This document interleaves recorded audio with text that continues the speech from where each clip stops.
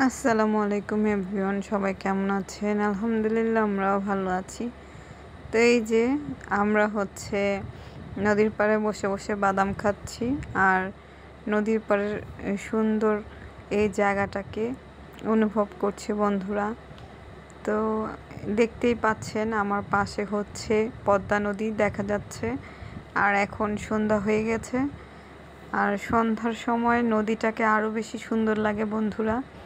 এই যে এদিকে আমার ছেলে আর তার বাবা তারাও খুব এনজয় করছিল এই মুহূর্তটাকে বন্ধুরা।